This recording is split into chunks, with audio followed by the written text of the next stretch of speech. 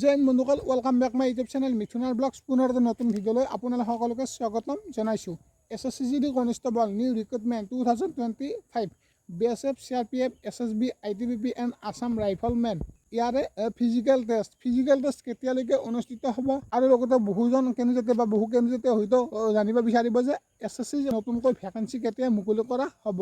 আপোনালোকক সকলোবিলাকৰ ডিটেইলছ এই ভিডিঅ'টোৰ জৰিয়তে সকলোখিনি ষ্টেপ বাই ষ্টেপ জনাব বিচাৰিছোঁ। গতিকে ভিডিঅ'টো কোনো স্কিপ নকৰাকৈ একদম শেষলৈকে চাই থাকিব। যদিহে আপোনালোকে আমাৰ চেনেললৈ প্ৰথমবাৰৰ কাৰণে আহিছে বা কোনোবাই নতুনকৈ ভিজিট কৰিছে তেতিয়াহ'লে চেনেলটো ছাবস্ক্ৰাইব কৰি লওক, কাৰণ এনেকুৱা ধৰণৰ ইনফৰ্মেশ্যন ৰিলেটেড চাকৰি খবৰসমূহ আপোনালোকে আমাৰ চেনেলত আগতীয়াকৈ পাই থাকিব।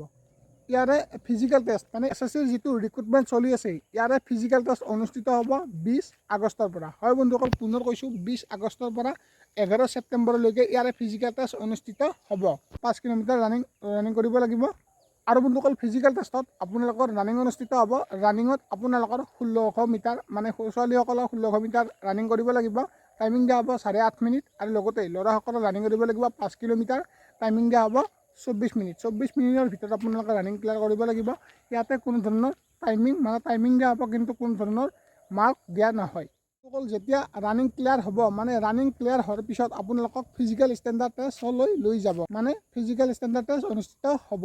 ইয়াতে আপোনালোকৰ এজ ইলেকশ্যন দিয়া হৈছে। ST কেণ্ডিডেটবিলাকৰ কাৰণে এজ ইলেকশ্যন দিয়া হৈছে। যোনসকল কেণ্ডিডেট ST ফিমেল হয় তেওঁলোকক হাইটটো লাগিব 150 চেণ্টিমিটাৰ হাইটটো হ'লে হৈ যাব ফিমেলসকলৰ, আৰু ল'ৰাসকলৰ হাইটটো লাগিব 162.5 চেণ্টিমিটাৰ। আৰু লগতে আদাৰ যিখিনি OBC, MOBC, ST বা জেনেৰেল কেটেগৰীৰ হয় তেওঁলোকৰ হাইটটো লাগিব 165 চেণ্টিমিটাৰ মেল কেণ্ডিডেট, আৰু লগতে ফিমেল কেণ্ডিডেটবিলাকৰ কাৰণে 155 চেণ্টিমিটাৰ হাইটটো হ'ব লাগিব। এতিয়া বন্ধুসকল, এইটো হাইটটোৰ বিষয়ে আপোনালোকে নিশ্চয় গম পালে। তাৰপিছত কৰিছোঁ চেষ্টটো অনলি ল'ৰাসকলৰ কাৰণে, মানে চেষ্টটো অনলি মেলসকলৰ কাৰণে জোখা হ'ব। ছোৱালীসকলৰ কোনো ধৰণৰ চেষ্ট জোখা নহয়। ল'ৰাসকলৰ চেষ্ট লাগিব।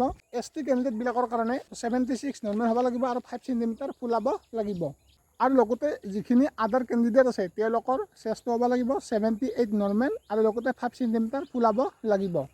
এতিয়া বন্ধুসকল, আপোনালোকে হাইট আৰু চেষ্টৰ বিষয়ে নিশ্চয় গম পালে। বন্ধুসকল, এইখিনি হৈছে ডিটেইলছ। তো ইয়াতে কোৱালিফাই কৰাৰ পিছত আপোনালোকৰ নেক্সট ডকুমেণ্ট ভেৰিফিকেশ্যন আৰু লগতে মেডিকেল এক্সামিনেশ্যন টেষ্ট অনুষ্ঠিত হ'ব।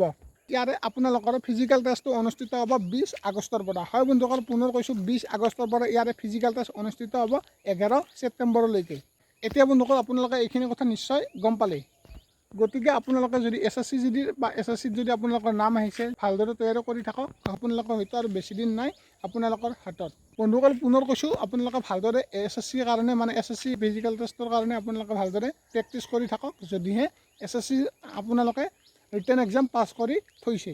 দ্বিতীয়টো আছিলে সৰু সুৰা আপডেট। আপোনালোকে ভিডিঅ'টো চাই কেনেকুৱা পালে জনাব। যদি ভিডিঅ'টো চাই ভাল পালে তেন্তে সকলো মানুহকে শ্বেয়াৰ কৰক, যাতে এই ভাল খবৰটো বা এই আপডেটটো সকলোৱে গম পায়।